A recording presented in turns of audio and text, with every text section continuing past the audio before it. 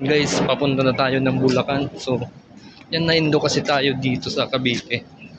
Kaya, yan, samahan nyo ako kung saan na naman tayo makakarating. Makakarating sa yan sa mga lakad natin sa ano natin sa buhay. Yan muna tayo sa tropa natin, guys. Tropa na taga Bicol na may sariling tayan. Yan doon muna tayo magkikitira. Yan ganito talaga ang buhay, guys. Hindi tayo mag-stay. Yan, habang bata pa, guys, ano muna tayo, work para mga tulong.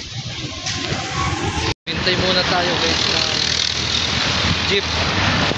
Hintay na tayo ng bus pa Pitix, guys. So sa Pitix tayo magsasakay. Sasakay pa ng bus. Yan, shout out sa mga viewers natin. Salamat sa mga nandito, sa mga nanonood sa akin. Yan, abangan nyo ang mga kabanata ng buhay natin kung saan naman tayo makakarating.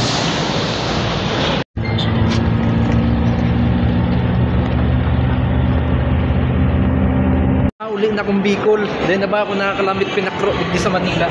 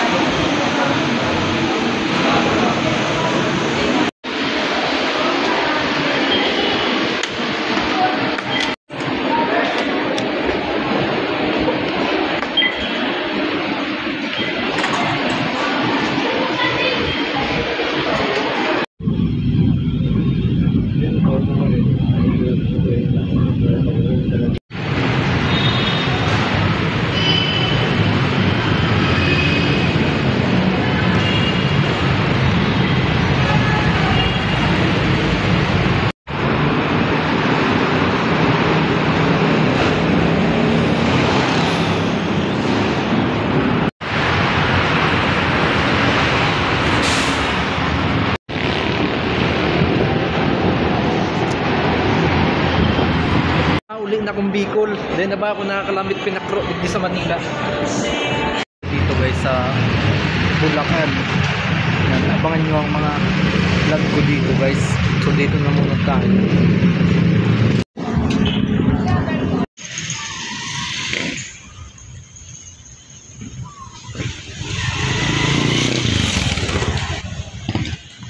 Papasok na tayo dun sa ano natin pupuntahan, guys.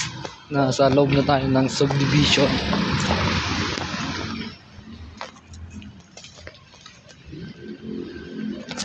Abangan nyo ang mga susunod natin ditong mga video, guys. So yung mga ML player, guys, abangan nyo.